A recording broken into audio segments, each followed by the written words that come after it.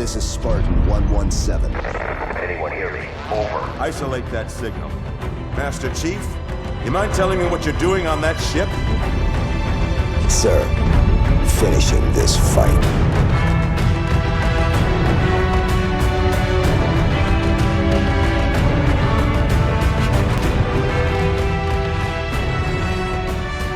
Welcome back to Finish the Fight, a Halo podcast. I'm your host, Jesse Reiners. And I'm your host, Alex Kendall. And of course, before we get into today's episode, we just have a few quick updates to go over. So as we know, the Combat Evolved flight tests have been going on for MCC on PC. The field of view looks wide, it looks crazy, but I think a lot of people are having fun with it for the most part.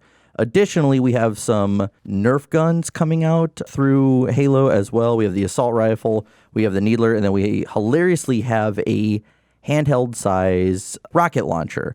And finally, something I think is really interesting is we are getting this new line of toys that are coming out, and people are starting to speculate what's coming from them. We're seeing a blend of Halo Reach and 343 style armors with the Spartans and whatnot. And we're starting to see like the classic design for the Jackal come back. And we saw even things like we're seeing a Carter helmet, a cat statue, and a lot of people are thinking that this is truly a reintroduction of the classic art style, but you got to think some of these could be a legacy series. So it's not confirmed necessarily, but because all these are branded just Halo, a lot of these aren't branded Halo Infinite or anything like that. So with that being said, the topic of today, the meat and potatoes, is Bungie Studios. So basically, we've spent almost the past year at this point covering a lot of things that Bungie has done within Halo. All of the games, the books, the comics, even a board game. And so now, we're parting ways with Bungie when it comes to their work with Halo. But we didn't just want to leave it at that. So we decided that we wanted to do an episode all about the studio and the history of it from its early beginnings in 1991 all the way till 2020, as we're recording this episode. Mm-hmm. Yeah, so we'll start with a little bit about the studio. Bungie Studios is an American video game development and production company based out of Bellevue, Washington. Since 1991, the game studio has grown to over 600 employees, developing over 16 games. The studio has produced billions of dollars in revenue over the years and is regarded by many gamers as one of the best studios in the industry. Mm-hmm. Yeah, and of course we'll go over this throughout the episode, but regardless of the ups and downs that Bungie has had, you can't deny their mark in gaming culture. So let's go over all of the games that Bungie has developed since 1991. So we'll start with Operation Desert Storm in 1991. Then we had Minotaur, The Labyrinths of Crete in 1992, Pathways into Darkness in 1993, Marathon in 1994, Marathon 2 Durandal in 1995. We have Marathon Infinity in 1996, Myth Fallen Lords in 97, Myth 2 Soulblighter in 98, Oni in 2001, along with Halo Combat Evolved in 2001, Halo 2 in 2004, Halo 3 in 2007, Halo 3 ODST in 2009, and Halo Reach in 2010. Then moving on from Halo itself, moving on from Halo altogether, we have Destiny, which was released in 2014, Destiny 2 released in 2017, and then to be decided on when it's going to be released, we have Matter, which we know little to nothing about. And now we're on to the history of the studio itself. So starting with day one, Bungie Software Products Corporation would start in the rural Chicago area in 1991. Alex Seropian and Jason Jones met their senior year of college in an AI class at the University of Chicago. Seropian learned that Jones had a computer with 8 megabytes of RAM, and after getting to know each other, they decided to partner up to create games, and as it turned out, Jones was working on a game and Seropian was looking to start a business. Yeah, because it was Seropian didn't want to actually develop games, but he knew at that time you couldn't just be a guy in a suit and fund a studio. You had to learn how to actually code a game in order to start a company. Mm-hmm. So Seropian being the business guy and Jones being the creative guy, they kind of mash well together in this, kind of completing the parts. And by this point, Seropian had already had a game developed, Operation Desert Storm, which would lead to the company's first release. Mm-hmm. So he was already in development, when they kind of got it started. Yeah. The company would start with Jones and Seropian working out of a one-bedroom apartment in Chicago with initial funding from friends and family. Seropian actually had released a game before Bungie's True Formation called Nop. It was like a Pong-style game. Yep, it was literally just Pong, but, Nop backwards. So Jason Jones actually dropped out of college before solidifying his role at Bungie. So as I had said before, Seropian didn't like programming at all, but he wanted to create video games, and he knew the only way to create them was to start programming. Luckily, Jason Jones loved to program, which led to the first game that Jason did with Bungie, which was Minotaur, the Labyrinths of Crete, a top-down fantasy dungeon crawler. This game was innovative at the time because it was a multiplayer game based on a network through AppleTalk protocol. This is a lot of things. I have no idea what AppleTalk is, but oh well. But this meant that players could easily, illegally download it. A few years later, actually, Jones would have a meeting at Bungie asking the employees who had played the game, Minotaur, and almost everyone raised their hands. Jones responded with, "And which one of you bought it? Nobody." The game would go on, however, to sell 2,500 copies total. Now, moving on, Bungie would develop their first shooter, Pathways into Darkness, in 1993. Their first profitable release. The game would take the gameplay from Minotaur, but essentially with guns. This would also be the first game to win several awards, including Mac Games Adventure Game of the Year and Macworld's Best Role-Playing Game. Jason Jones would get inspiration for the game after playing the new 3D Wolfenstein game. This would go on to sell more than 20,000 copies. And with this, the seeds of Halo would be planted in Bungie's next game. In 1994, Bungie would release their first big hit, Marathon. Marathon's innovation was in allowing the player to look wherever they'd like with the mouse. Marathon would also be their first sci-fi shooter game in their series of obviously upcoming games. Marathon had many similarities with what would become Halo, having the player work with an AI to defend a ship against alien invaders. Marcus Leto described it as the only game that was fun to play on the Mac. Overall, the game would sell a little under 200,000 units. With the success of the game, it would see two more follow-ups with Marathon 2 Durandal, which sold a little under 200,000 units, and Marathon Infinity, which had a little over 200,000 units sold, so all within that same realm.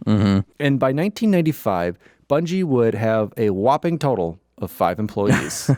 But then by 1997, Marty O'Donnell would join Bungie. And we read this in our first episode, but I have to read it again because I absolutely love this quote. And it is from Marty, the Elder O'Donnell. Bungie was a total seat-of-the-pants operation at the time. It was a scrappy place, a bunch of guys, pizza boxes, and sweat socks on the floor.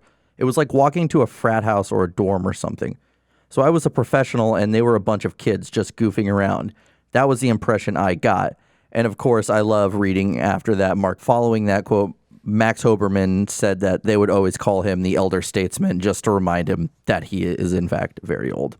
But in 1997, Bungie would release Myth: The Fallen Lords on PC and iMac.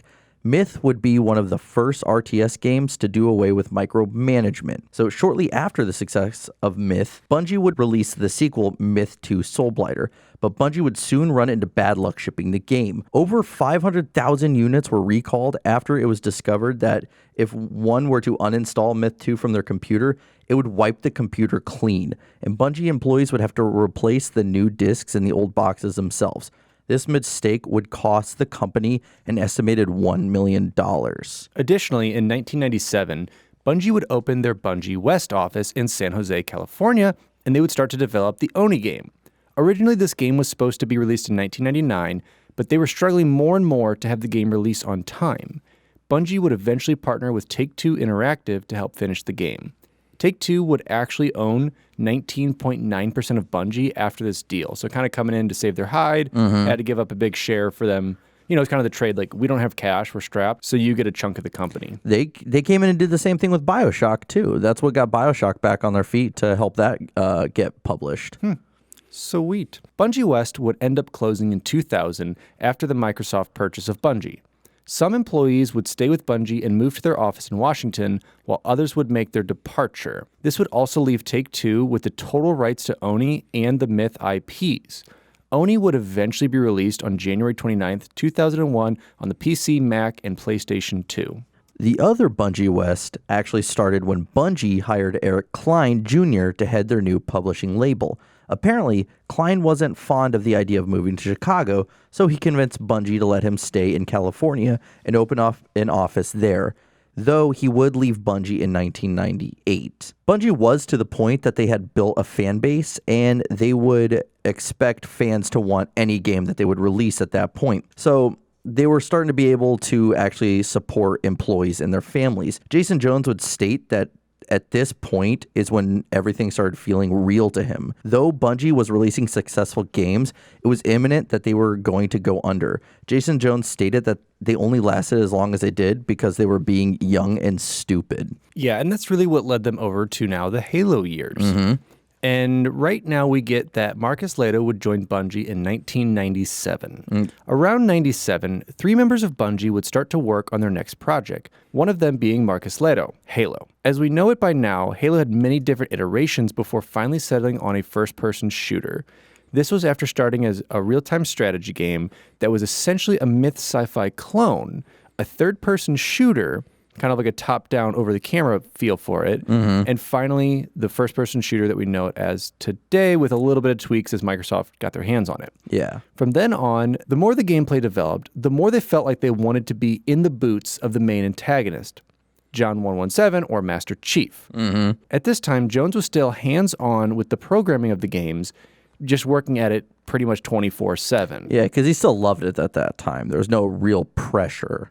Yeah, because they were still getting in new. Like, Microsoft had a hold of them, but they didn't. Like, they basically moved into a different office, but they're like, okay, you can kind of still do whatever you want at this point. And it was still driven by passion. And around this time, Bungie had 12 to 15 employees with an office in South Halstead, Chicago. And of course, in weird traditional Bungie fashion, being the weirdos that they are, the office was actually an old Catholic girls' school.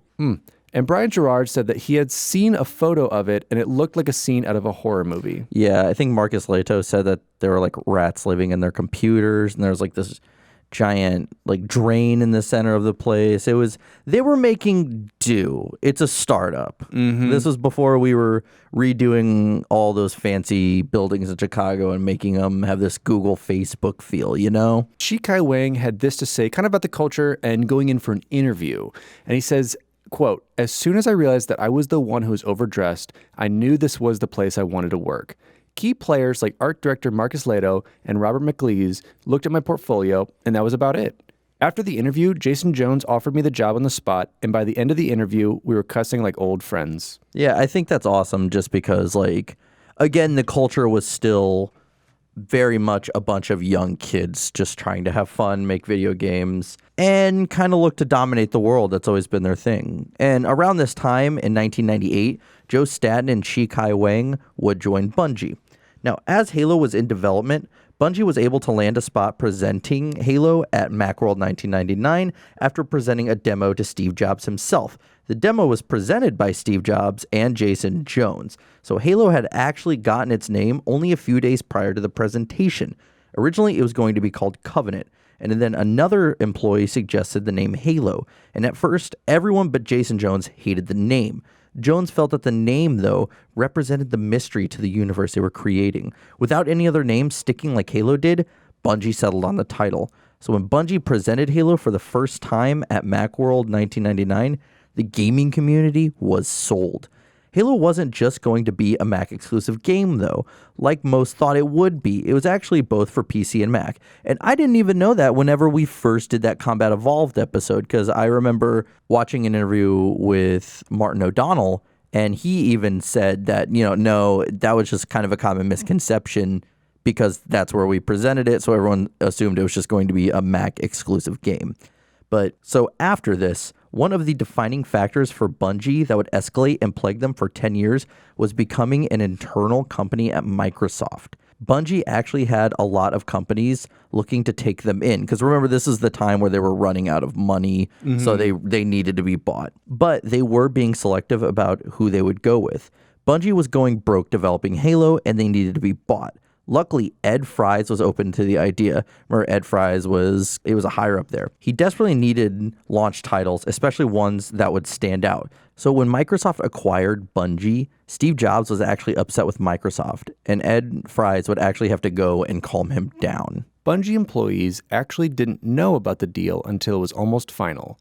Weeks prior to the buyout, employees would start to notice men in suits walking around the office talking with Jones and Seropian. Once the deal was made, Bungie would pack their bags and move to Seattle, Washington. Many hardcore Bungie fans were outraged at this idea, stating that they were selling out. Fans were also worried that their shooter wouldn't work for the console. Jason Jones would say that Microsoft is building a gigantic cannon, pointing it at Sony, and Bungie could be the bullet that could change the gaming industry. Bungie employees would be upset about the buyout before having a screw the man kind of mentality now that they're working for the man. When Bungie first moved to their new office in Seattle, they absolutely hated it. They wanted an open space, not one riddled with cubicles and walls and rules, pretty much. And so they made Microsoft take out all the cubicles and tear down all the walls, Berlin style. Well, I just love that they're like, they got so much handed to them, and at the end of the day, they were still like, no. So they had to actually, they made like a Microsoft hired construction company to come in and change it so it was more of like an open space, like no cubicles or desks or anything, a lot like you see now with a lot more modern companies. Bungie would also be very territorial with Halo. At one point, Ed Fries didn't even have a key to get into the Bungie office. Though there was some tension, Microsoft would still allow Bungie to be Bungie, letting them tackle games the way they saw fit and allowing them to still retain that college, childlike mentality. Years later, Bungie would get their own office miles away from the Microsoft office, and Microsoft employees wouldn't even be able to enter the building unless they had an appointment. Imagine that. Your boss and like your boss's employees as well can't come into your office and you're like, do you have an appointment? Nope. Okay, see ya.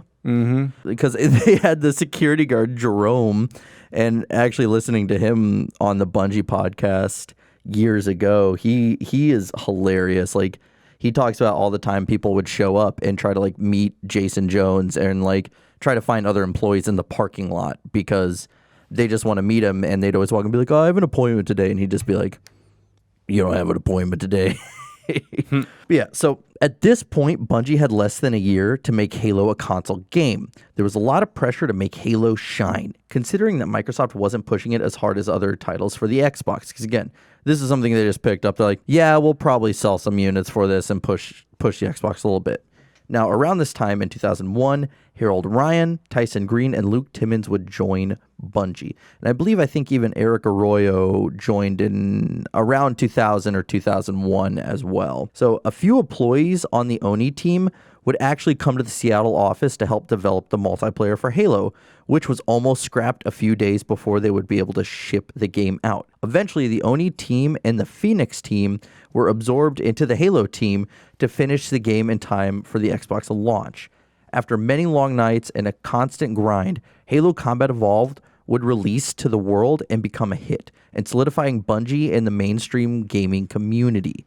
Pete Parsons and Bill O'Brien would also join Bungie in 2002, but Alex Seropian would leave Bungie in 2002 to spend time with his family, but also because of the frustration with Halo's development. After the success of Halo Combat Evolved, Jason Jones would quickly look to create a sequel for the game, stating he felt like he owed it to the studio, even though Martin O'Donnell tried to talk him out of it due to the fact that Jones hates doing sequels. Eventually, the whole studio was on board to create Halo 2, and they had a much bigger budget because Microsoft saw so much potential. Because I remember we talked to Eric about that, Eric Arroyo, and he said, like we asked what was a huge push for Halo 2, and he said, because Microsoft gave us so much money to do it.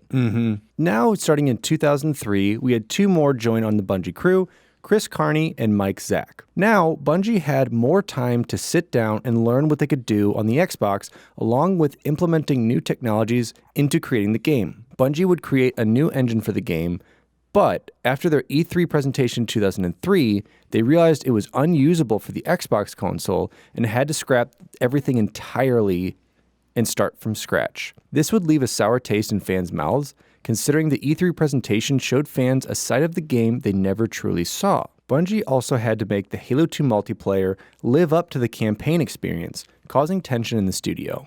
Halo 2's multiplayer also had to carry the new Xbox Live, being basically one of the launch titles that is like, this is the next level of gaming. And in 2004, Hao Chen would join the Bungie crew in all their wacky wonders. And halfway through Halo 2's development, Jason Jones would leave the Halo team to help the development of the Phoenix project, ultimately leading to the fears that Bungie employees had that he would leave the project. Because remember, Marty said, don't do this. You don't like sequels. You're going to bail on it. He's like, nah, man, I'm good. And then halfway through, he bails. Yeah, they tantalized, like, Microsoft's like, hey, we got this new IP. And he's like, ooh, I'm going to go check that out real I'm quick. going to do that. Mm-hmm. This would leave the studio in a scramble to find a clear direction to go when developing Halo 2. Eventually, Halo 2's development had an all-hands-on-deck approach, and the Oni and Phoenix team were brought in to finish the game. Unfortunately, at this point, the third act of the game had to be completely cut in order to ship the game on time.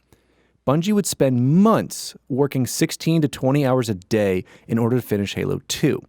If Bungie wasn't able to not only ship Halo 2 on time, but make it a commercial success, Bungie would fail as a studio and could potentially go under. And we talked a little bit about this with Infinite, because I feel like they've had time, but I don't think they've had time. So I'm really worried about the same kind of crunch sequence of years later, they go, oh yeah, we cut 30% of the game. Yeah, we had a long discussion about that recently, but I mean, you know, it's crazy, like, hopefully, because I think gaming culture is pushing away from this kind of crunch, because remember, I think, you know, in our Halo 2 episode, by the way, we're going over a lot of stuff we covered in Halo 1, 2, and 3. Check out those episodes if you want a lot more in-depth of the game development itself.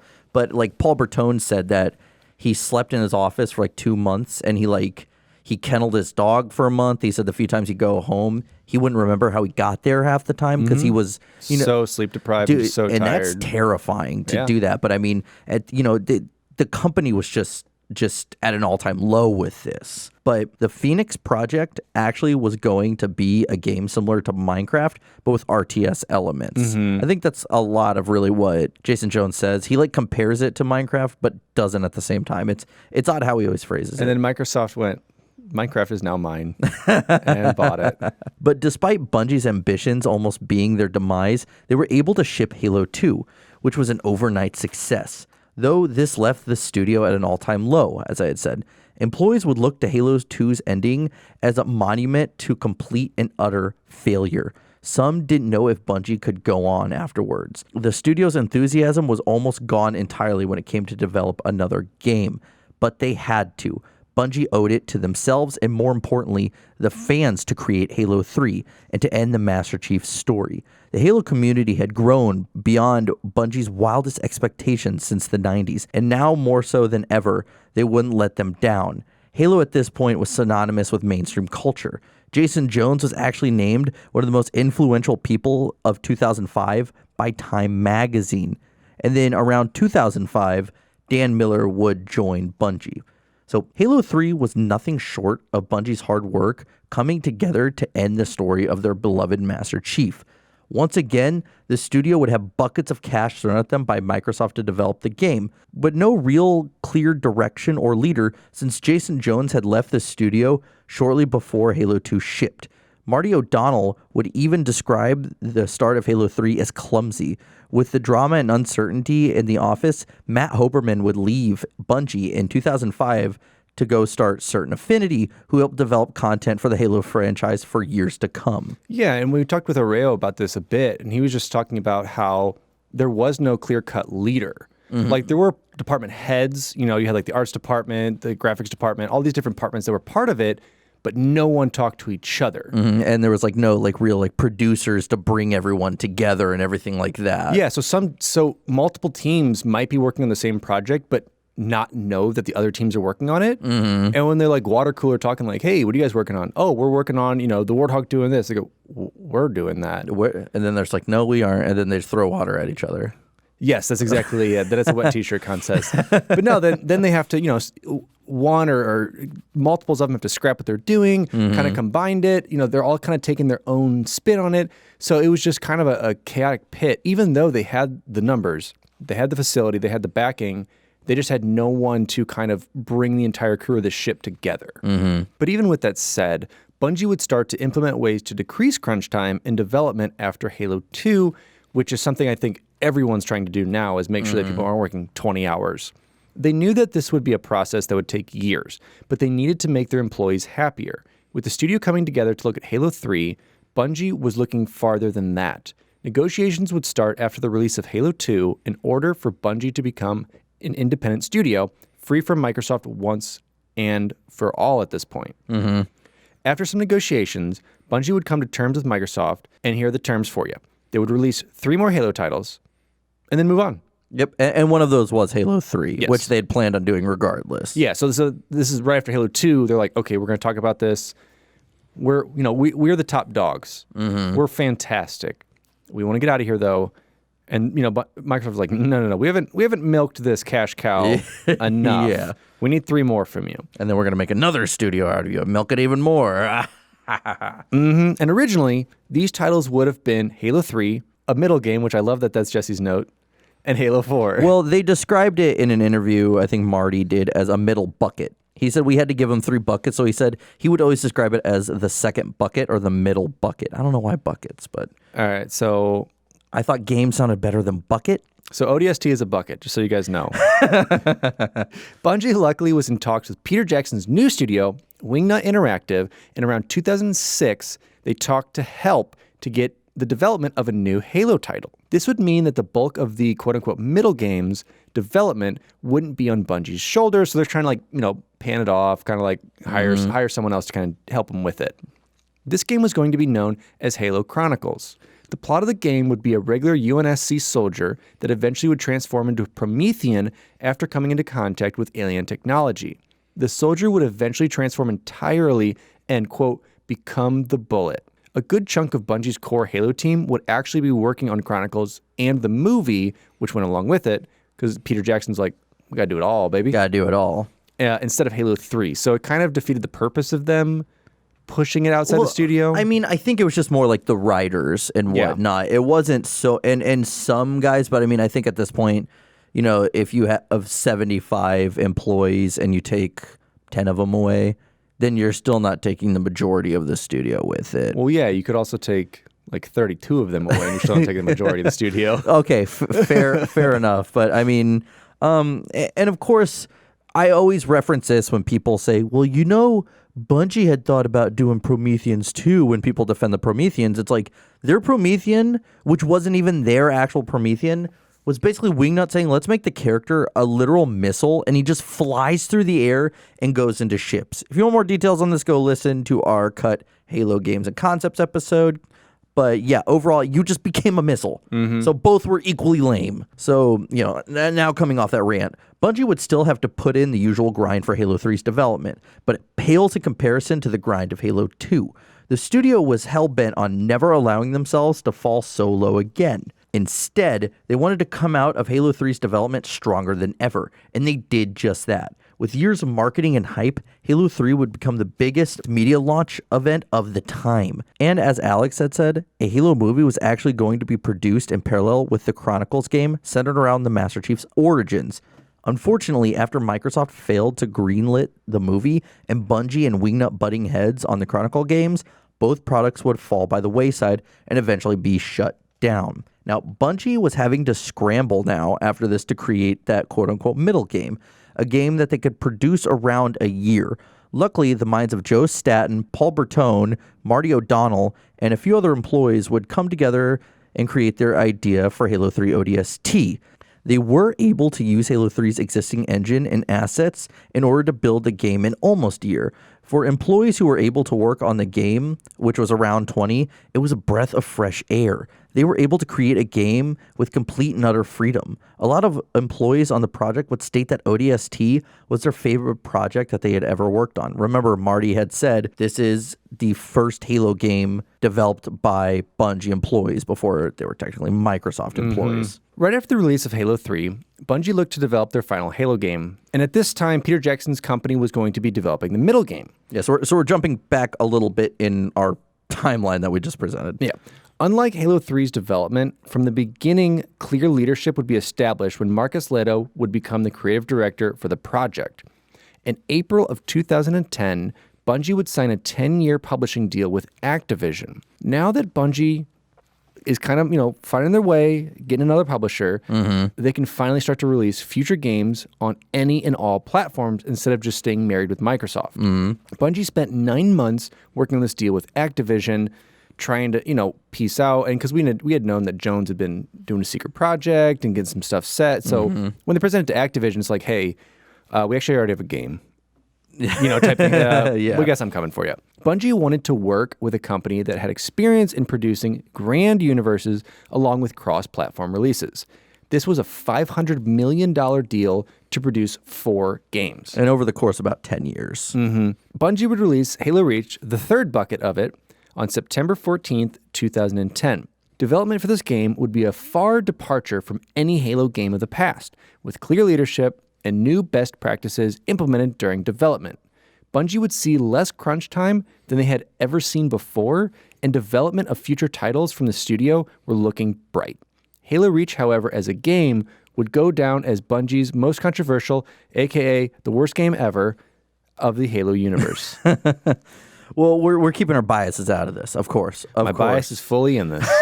It's written in blood on these notes. So by the end of their time working under Microsoft, Brian Gerard would state that Microsoft did help Bungie in many ways, leading the studio to grow stronger than ever, allowing them to create the iconic game and pop culture franchises that is Halo. So though other sources would state that Bungie would hate working under Microsoft a majority of the time that they were an internal company for them. So, I mean, really, this wasn't like the Activision deal they had where it was just like, this is when a game needs to be released. They're like, we don't like the story, you have to change it or anything like that. Like, you have to charge this much for the game, you have to do X amount of DLC, things like that. So Ed Fries would state that Microsoft acquiring Bungie was the greatest investment for Microsoft in their Xbox, saying that without Halo, the Xbox would have failed. 100%. Fries even states that Master Chief is Xbox Mario. And I also do want to add in that Bungie announced or the higher ups at Bungie announced to the rest of the employees, like, hey, we're done with Microsoft. We're an independent studio once more. The whole room like cheered. It was like over 100 people because they had that giant theater. And I think that's just so crazy that they hated it so much that it was like, oh, cool. Like they cheered. Like they all screamed. They threw their hands up. I think that's amazing because I think that is probably such a satisfying moment with Bungie. But I also remember that it was instantly like, we're going to start cutting back on things, though, because I think at one point they had to tell employees, like, we know you're going to get new computers this year, but you can't right now. Yes, it's the reality of it. I mean, it's kind of like, do you live with this kind of corporate thing you hate, but they can fund all your projects? Or do you kind of go rough and tough on your own, but now you're all self-funded? I mean, you are funded by Activision to a point, but you're still self-funded in everything else that you're doing. And now for the title that Alex thought of, Destiny Awaits. Jesse just asked me, he's like, I just thought of this title. I was like, I want to steal it. Anyway, Destiny Awaits. So as clearly as a pun as that is, we are now making our way to the thought of what is going to become Jason Jones's new child, Destiny. Yeah, we're jumping back a little bit. Yeah, so after the panic and grind of the Halo 2 development, Jason Jones would take a sabbatical to Asia and leave Halo 3's development up to the rest of the team. He also spent much time tending his lovely, lovely garden. And he says, quote, "It sounds crazy, but your backyard is a pretty amazing place to be when you haven't seen it in a couple of years. I spent a bunch of time just being normal." And Jones had actually said to Harold Ryan a week before Halo 2 had shipped, quote, "I don't think I'm coming in anymore." And with Harold Ryan replying, "Yeah, stay home," Jones stated, "My presence could actually have made things worse. I'd push people to do one more thing." Jones was unsure whether he could ever develop another game again. Though around 06-07, Jones would return to Bungie to start on his next project, Destiny. Some would think that Jones didn't fully return revitalized to Bungie. David Dunn would state that Jones spent 5 hours working on the final jump for Halo 3's final mission, but Jones felt that the game's final moment needed to be perfect and brushed off any and all worries. Yeah, remember, he did work a little bit on Halo 3, and I think Eric Arroyo told us that he always had kind of at least, he would oversee 3 ODST and Reach just to be like, oh, you should try that, or, something like that. So he did have even a passive hand in the development. Yeah, I think he's that personality where he can't not be a part of it. Like, it's still like part of what he's doing. Like the final jump. And I know, because he had brought that up before, he's like, I'm disappointed in how Halo 2 kind of was. I want to make sure that this is going correct. I got to make sure that literally the last thing you do on your controller is perfect. Bungie spent a lot of time, quote unquote, soul searching when it came to creating Destiny. From the beginning, Bungie wanted to make the gameplay for their next IP stand out. Though, like working under Microsoft, Bungie would not have total freedom with their new IP. Activision would have a hand in milestones, releases, etc. And Destiny was going to be different than Halo. Halo was developed game by game, but Bungie was looking to develop Destiny's entire franchise in mind for its 10-year history, which I do kind of like that idea. Instead of going game by game, they're like, we know the beginning, middle, and end.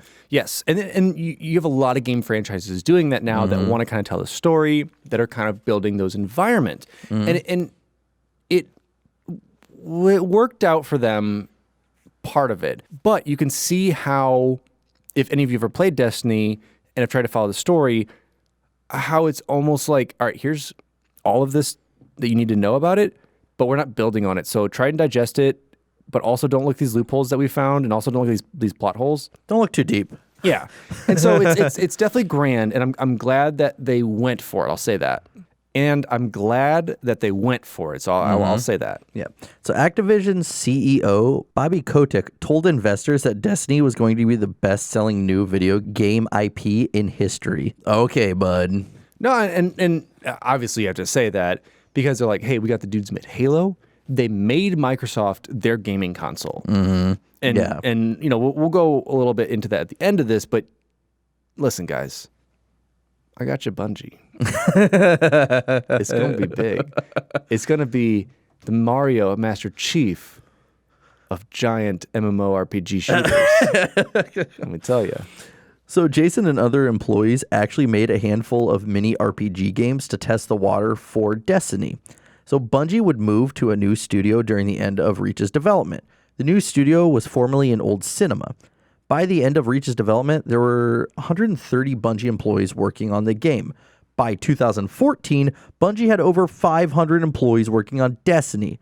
The new office seemed to incorporate much of Bungie's current culture, most notably having an indoor climbing wall on the main floor of the office. That sounds right up your alley. It's like, okay, you can take the elevator like a lazy person, take the stairs like you're trying to be fit, or you can climb to it.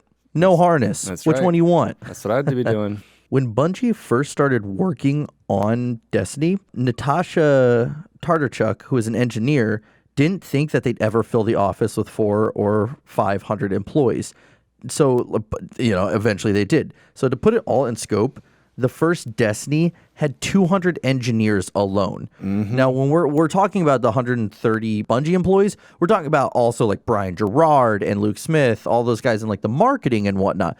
This is just people hands-on the game. We're not talking about people doing everything else. So that's crazy amount of growth in such a little amount of time. Yeah. Destiny would officially start development in the summer of 2009 with a team of only 5 people.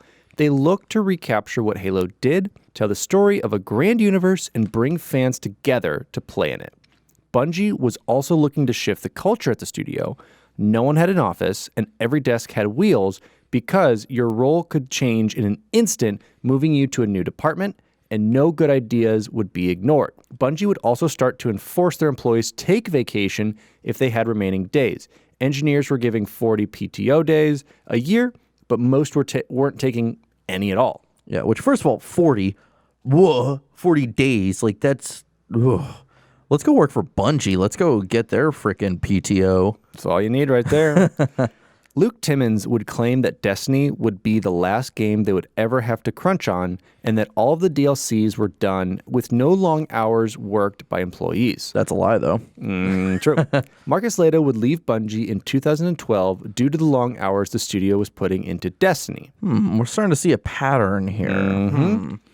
To help the network for Destiny get up and running, Bungie bought a data center in Las Vegas. They did this due to the fact that there were almost never any natural disasters in Las Vegas. Up until about recently. So yeah.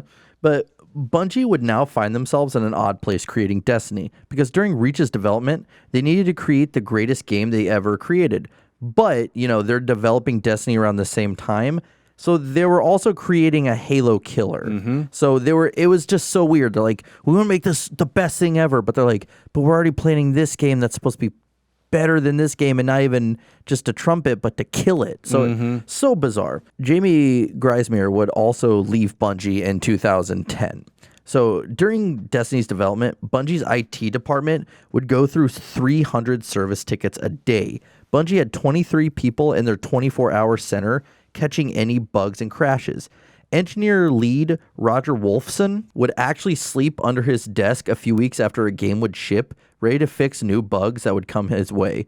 That's crazy. That's dedication. You got to love your job, and they got to be paying you like 6 figures or something to sleep under your desk for weeks at a time. I'd be fine with it.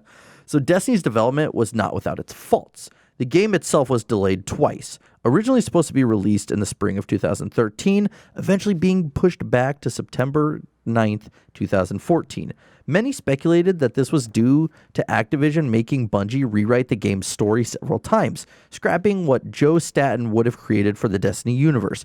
Though this wasn't the case, all Activision did was set a deadline for the release date and let Bungie do the rest. It was Bungie higher-ups themselves that disliked Staten's story and led to the rewrites less than a year before the launch. Take that in consideration. Year before the launch, they had to rewrite the story, and that kind of puts into perspective as to why there wasn't really much of a story. It was really shallow. It was shallow, and it kind of felt like it relied on the community to come up with what the story actually was. Yeah. So this would eventually lead to Staten leaving Bungie in 2013 before returning to Microsoft in 2014 as a senior creative director, making too much money. Well, he probably earned it. And then some sad news for it.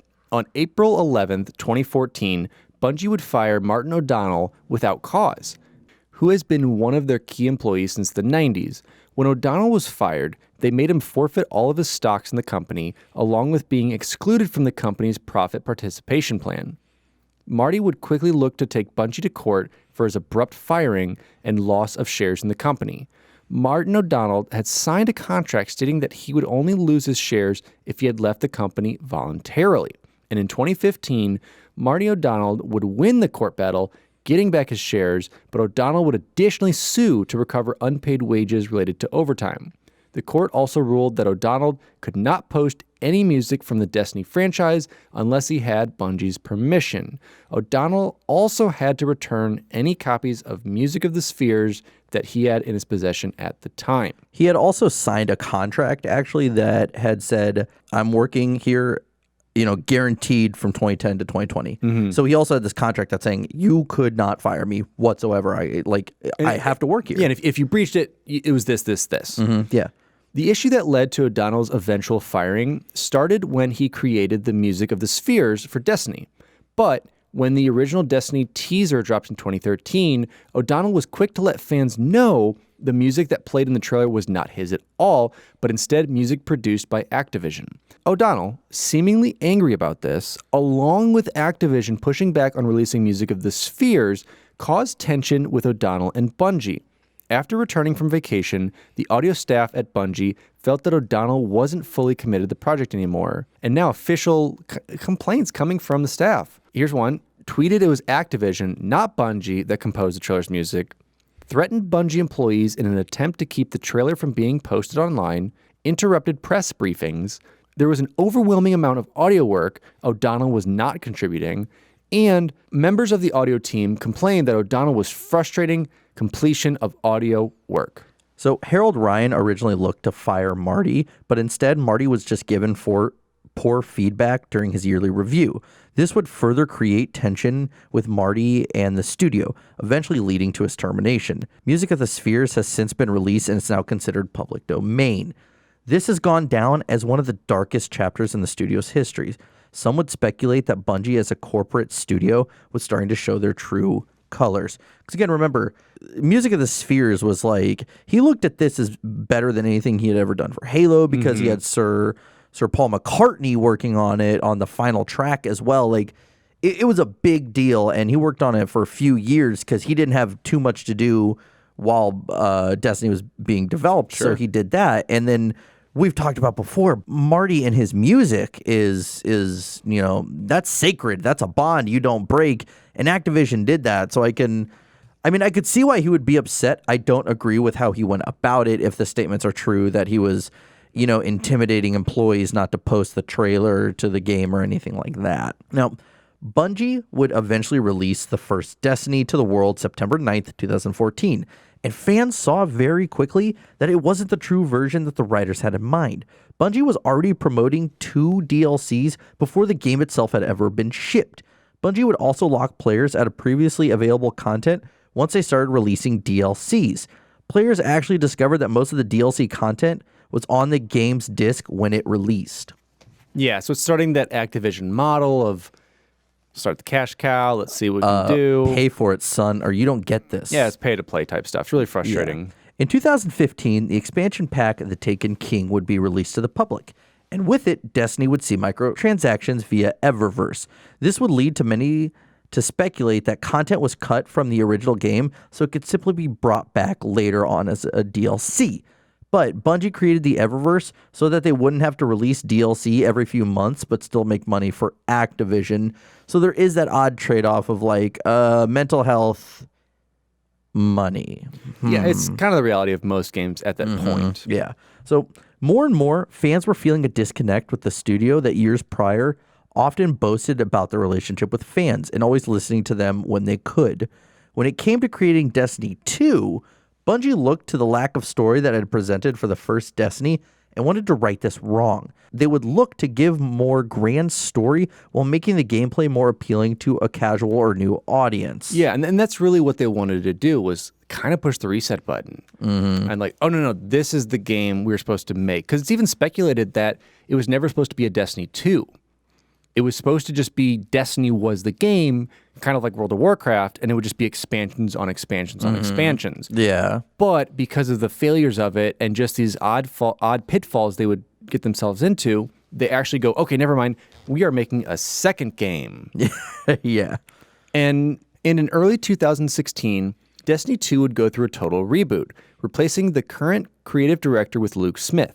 This also meant that the studio had around 16 months to complete the game. The game was more than halfway into development at the time, which was a plus side, but also a downside. Yeah. The game's development would start to take a toll on developers continuing to work on only Destiny. So we're kind of seeing that same cycle of pushing people into making these games. We did it for passion at the start. Now we're just kind of doing it because we have to.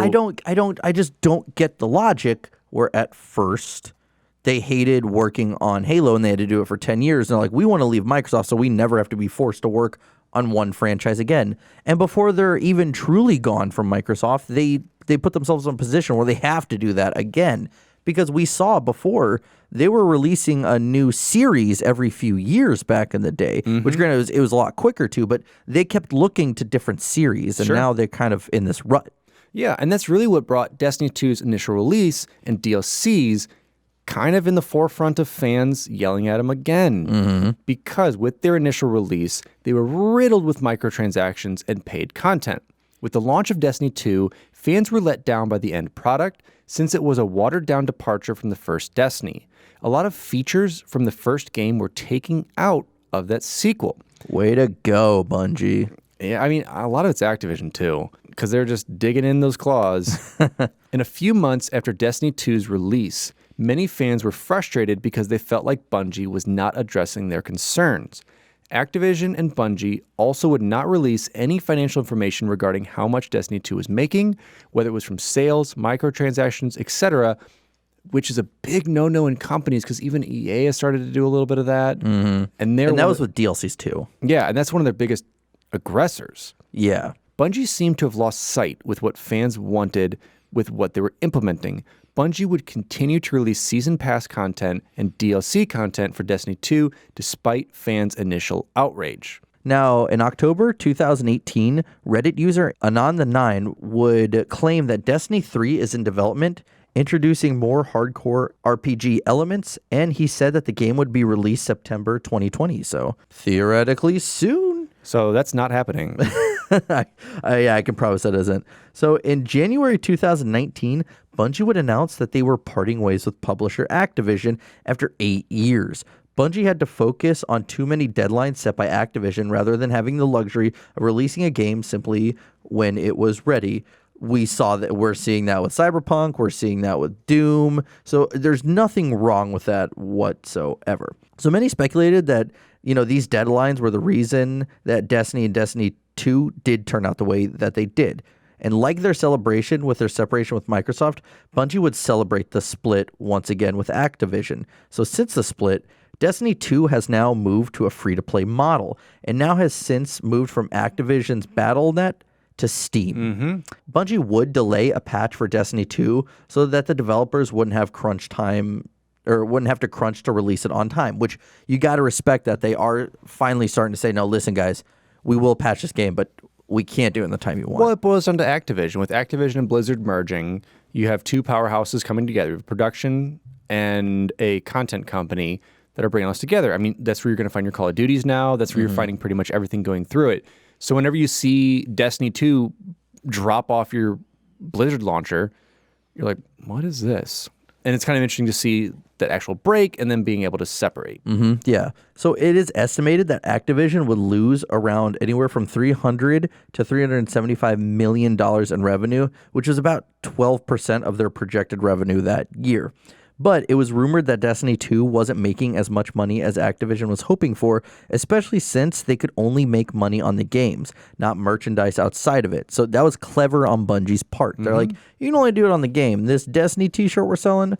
Nah, son. So in August 2019, Destiny 2 game director Luke Smith would release Director's Cut, giving fans an insight into Bungie during its development of Destiny 2 and the DLCs. Additionally, in the same month, the old Bungie office that shipped Halo 3, ODST, and Reach would be demolished. The old studio that was once a grocery store turned game studio was torn down to become an apartment complex, putting an end to a historic gaming landmark and burying a lifetime of Halo memories. Which, it's always kind of depressing to see stuff like that. Like, that is, like, in gaming history, something very iconic, and now it's gentrified. And so what's next for Bungie? In October 2019, studio president Pete Parsons would state that by 2025, Destiny will have been transformed into something better than ever before. We'll see. Yeah. They also want to become a multi-franchise studio and publishing company, so they want to become Activision. Bungie is currently working on their next project, Matter, with the help of a $100 million investment from the Chinese investment company NetEase. Yep, so there's that. So let's talk about some just additional trivia that, I just want to sprinkle in there. For many years on April Fools, as a prank, Bungie would promote their game Pimps at Sea. I would still love to play that game. Bungie also would work on a Mac port of the game Abuse. And finally, Bungie published a game Crimson through Bungie Aerospace. Now, Bungie Aerospace works to partner up with small and upcoming game development studios to help them publish their work. So, indie studios, get a hold of them, even though I'm pretty sure that's the only game that they ever release, and I don't know if they're still pursuing Bungie Aerospace. But it's still cool to see stuff like that. And to give you some more information on kind of what happened throughout these years of where did people go, what kind of happened out of it, there's a couple of studios that formed from former Bungie employees. To start, we have Wideload Games. It was founded by Alex Seropian in 2003. Wideload would go on to release Stubbs the Zombie, which is fantastic, Rebel Without a Pulse, and Hail the Chimp. Eventually, Wideload would be purchased by Disney, working under Disney Interactive. Under DI, they would release Guilty Party and start work on Avengers Initiative before being shut down by Disney in 2014. In 2012, Alex Seropian, Tim Harris, and Brent Peace would start Industrial Toys. After releasing two games, Midnight Star and Midnight Star Renegade, Industrial Toys would be purchased by EA in July 2018, and they're currently working on a pretty cool Untitled project. That's where our boy Eric Arroyo works. And of course, one of the biggest that we know of from them, Certain Affinity. Certain Affinity was founded in 2006 by Max Hoberman And it acts as a company helping other studios produce content rather than producing original IPs of their own. So they're doing a lot of superlatives, a lot of the extras, like we said, with DLCs. A lot of that stuff, multiplayer, etc. Yeah, and they've worked with Valve for like Left 4 Dead and plenty of other really cool stuff that they've done. Though the company has released 2 games on their own, Age of Booty and Crimson Alliance, I love it. The company has gone on to work on franchises such as Left 4 Dead, Call of Duty, and a little bit of Call of Booty, Doom, and Halo. So then we have V1 Interactive. Founded in 2016 by Marcus Lato, the studio is currently working on their debut title, Disintegration. That beta just came out recently. It looks kind of cool. I actually would love to try that game out here soon. Then we have 343 Industries, which is kind of did spawn from literally 2 former Bungie employees, but founded by Microsoft around 2007. After the Bungie split from Microsoft, 343 Industries has taken over the Halo franchise from Bungie, releasing Halo 4, Spartan Ops Assault, Strike, Halo 5, Wars 2, Fireteam Raven, and in 2020, Halo Infinite. They also do all the publishing, everything. So they're responsible of literally everything. Yep. Then we have Highwire Games. After Bungie fired Martin O'Donnell in 2014, he, along with Jamie Geismer and Jared Noftel, would start Highwire Games in 2015. The studio just released their debut IP, Gollum, on the PlayStation 4 with the VR headset. And then finally, we have the most recent one, Probably Monsters. Harold Ryan would start Probably Monsters in 2015. After finding core members for 2 studios, Firewalk and Cauldron, the company is currently developing original IPs. So I think that's crazy. It's hard to get one studio going, but the fact that there are 2 studios under this one banner that I think he worked on a few years to get some developers from, I think that's crazy, especially if a guy like Harold Ryan, who started as a QA guy and worked his way to the head of the Bungie studio before leaving. That's so crazy to me. Like, that's really working for what you have. 100%. Through and through. And so with that being said, this is a section of our episode. We put the notes down, as you might have just heard in the background. And now we talk about what Bungie means to us. I mean, really, this is a studio that, as we had said in the beginning, has really left its mark in gaming culture, and I think even mainstream culture. So I would like you to start this one, Alex. I mean, what does Bungie mean to you? Yeah, I would say Bungie kind of was my childhood growing up. I was always a Nintendo kid, played everything growing up from there. Didn't really dabble in Sony that much, but played some computer stuff. And then when the Xbox hit, my grandma was actually the first to buy it. She bought it's like the one gaming console she bought for kids to come, when the kids came over. Everyone's grandparents did. I think my grandparents had the Super Nintendo. Yeah, so this is the only system she ever bought. She's like, the kids play the games, I'll buy it. And I remember playing Squeakers or Mouse and Squeakers or something. What? It was one of the original Xbox IPs where you played as a mouse, you collected cheese. It was really dumb. I don't know what I expected from a game called Squeakers. Yeah, so it was there. Had that. You had all your other classics that started it off. And then whenever my friend came over for one of his birthdays, he brought his Xbox. I didn't have one. And brought over Halo CE. And we ended up playing that, 6-7 hours straight. Just playing through multiplayer. Didn't even touch the campaign at the beginning. Just played through multiplayer, put on rockets, did a bunch of crazy stuff. And that's really what got me hooked and made me kind of a Microsoft fanboy throughout that. Otherwise, I don't think I would have really cared. I probably would have jumped over to Sony for a lot of the PlayStation 2 titles that were going to be coming out and just a lot of the great stuff they had. So that's really what brought me in. And then you have Xbox Live hits. It does okay. There's some games that are kind of cool for it. Then you have Halo 2. Halo 2 blew it out of the water. I just looked this up. I spent, I think, 2,000 or 3,000 hours on Halo 2 alone. Yeah. And I'd play that after school every day. I remember waiting a midnight release for it all. It was such a cool time to be growing up with this and to be growing up with these developments. And Bungie really brought that. And it's 100%. Master Chief is the Mario for Xbox. If anyone thinks of Xbox, what kind of characters do you think of? It's going to be Master Chief first and foremost. And maybe Gears of War. And Those are the two. And then the Forza car. It's number 2, obviously. Forza car's number 2. And then other garbage that Microsoft releases. No, it definitely defined it. It saved Microsoft entirely. Because, I mean, they had Fable, they had Gears, they had plenty of other titles that did well, but couldn't carry. And so having that aspect to it is amazing. And then just the story of the studio alone, being a creative and you know, working on the grind and finding any work you can do and pushing everything into it and working the long hours, it's so cool to see it pay off for someone. You know, someone who, you know, they worked at whatever office they could. They made sure it was all them and made those creative juices flow and brought an amazing franchise to us all. Yeah, I mean, definitely. Again, I love that idea of like them always wanting their autonomy while they do this through and through. I mean, because I mean, I'm fortunate enough. I work at a place, you know, I work at an office where I can wear jeans and t-shirt and this hoodie that I literally just came from work from. I wear nothing. That's where I work. You probably should wear something. Nope, I'm now wearing nothing. But still, like, and I know people who also work at a cubicle with a button up and whatnot, and they just, you know, they think it's like a ball and chain essentially.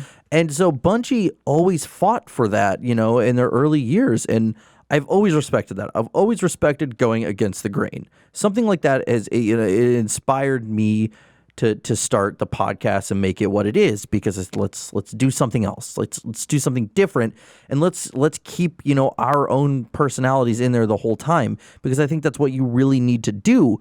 And Bungie did it. As I said, one of my favorite things about Bungie is that Ed Fries, the guy who brought them in, didn't even have a key to the office. They were just like, yeah, thanks for the help, and slammed the door in his face, because they're like, at the end of the day, you're Microsoft, you're bad, no.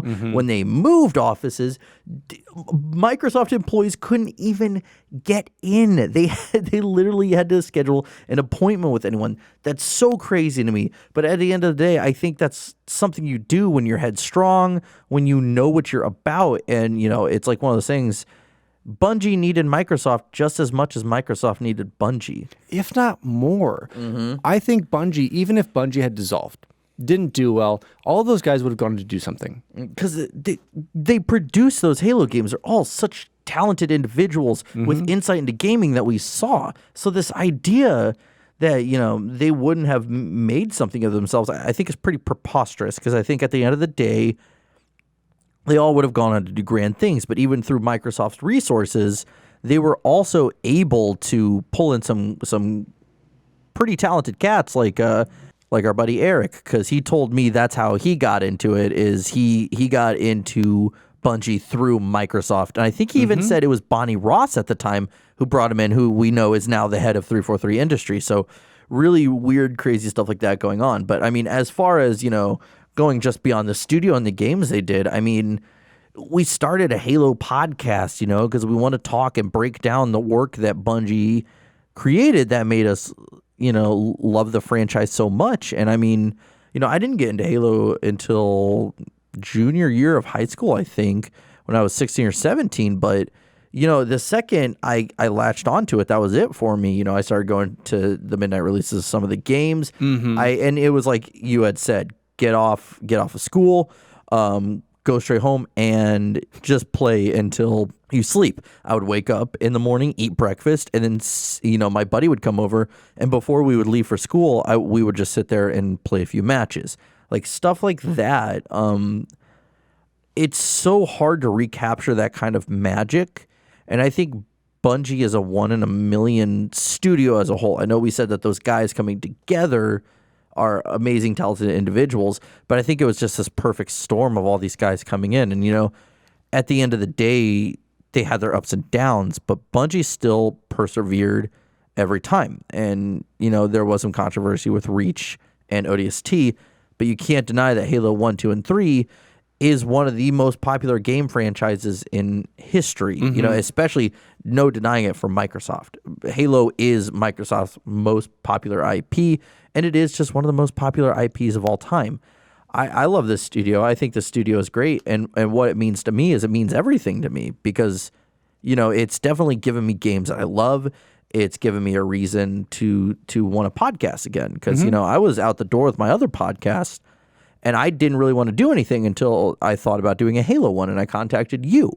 And, you know, when the first day we started researching for it, just learning more and more about Bungie, was like, man, I love this studio, especially old school college Bungie. Oh, like, definitely. I love it. So, I mean, for me, man, it's also bittersweet that we're done with Bungie now. I mean, especially going through Halo 1, 2, and 3, those episodes were amazing, and learning their story, learning what they had to do to produce them. I mean, I didn't want to just move on from Bungie unless we told a part of their story. Clearly there's over 20 or 30 years of history now. Yeah, about 30 years that studio's been around, and I just wanted us to share part of their story and say, listen, this is the studio that came from a 1-bedroom apartment with 2 guys who, one of which dropped out of college because he loved video games and he couldn't wait to produce one. And now they're I think they have 600 or 700 employees. They have a rock climbing place in their studio. I mean, they're one of the biggest independent studios right now. And they're really trying to change the way that they're doing things, not only for gaming culture, but for their employees in mind too, to keep their mental health there, to make sure that they're retaining employees, to make sure that they're happy, and forcing them to take their PTO. That way they can, have a work-life balance. 40 days of PTO. God knows how many sick days they have, personal days, all that good stuff. But I mean, overall, I'm ranting a lot here, but Bungie is such an awesome studio, and I'll reference again back in the day because that stuff has always inspired me to have this, take no prisoners or take no crap attitude, especially like when I was coming up in high school and I was in a lot of crappy bands that a lot of people laughed at. You said it doesn't matter. Like, I had that stupid high school kid mentality, like, doesn't matter, I'm going against the grain, I'm doing something that I enjoy. For Bungie, it turned into one of the biggest achievements in gaming history. Mm-hmm. And at the end of the day, I'm thankful for Bungie. I'm thankful for what they did, and I'm thankful that they gave us an opportunity to do this podcast. Now, if Halo had stopped there, this podcast would be done forever. But as we all know, 343 has since taken the mantle of responsibility when it came to any and all things Halo. But yeah, overall, that was our Bungie episode. I was glad we did something like this. I'm glad we did an overhaul of this studio. It was really fun to do. It was really fun to look in and learn more about them and see where they came from in the early years. But yeah, that was it. And, it was a shorter one, but it was a fun one for sure. I had a lot of fun with this. I mean, would you guys ever want us to do one about 343 at any time? Granted, 343 has only been around for a little over 10 years. Bungie at this point has been around for 30, so there's not as much information. I know on some upcoming episodes, we will be touching into their history just a little bit, but let us know what you think about, let's say, Bungie versus 343 as studios. Maybe not so much the work they've done, but what we know of them as studios. Yeah, I'm really glad we did this, and it's been a blast. And also, big shout-outs coming out and thanking our Patreon. So if you guys don't know, we do have a Patreon where we post a lot more of this content coming out with bonus episodes. So if you do want to see something like Bungie v. this studio or Bungie v. 343 or why did 343 take my baby? Or I don't know, whatever you guys want. Many of those cool things out there. But as always, we want to give a big shout out to our patrons now. We're going to start off with AngryCanadien, Baby Z, Charles Zitter, Cowyn Fong-Feliciano, Duststorm, Francis, Grant Dillon, Harvey Chong, Colonel Panic, Taqtix, Mood Killer, Mr. Chofe, Pascual Orozco, Skyjack, and ZZ Slipaway. Thank you guys. Our community is continuing to grow, which has been super fantastic, and I'm absolutely loving it. We just had our patron game night, which was super fun, and there's plenty of other content on there with bonus episodes. We're about to record our post show, and it's just been fun. So check us out. Mm-hmm. It's awesome. We also just launched our print store.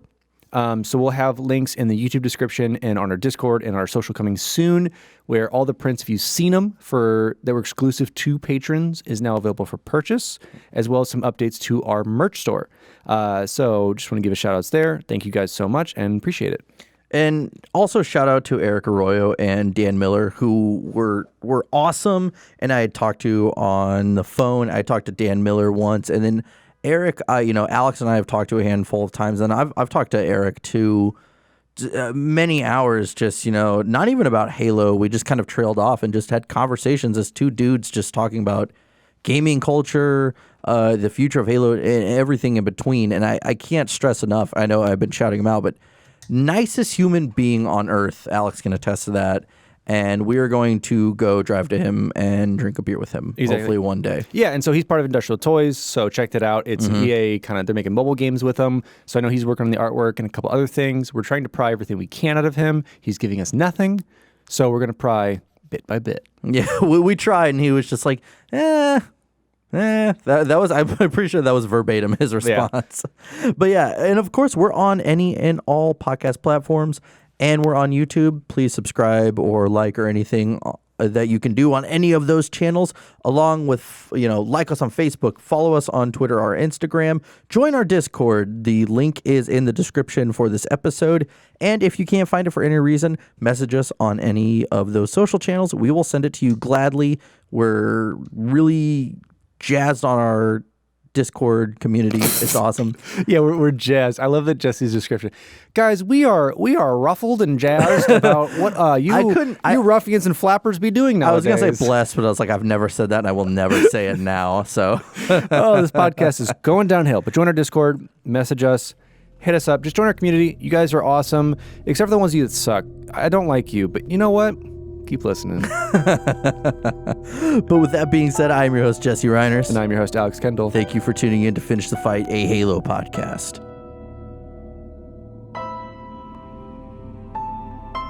Halo. It's finished. No, I think we're just getting started.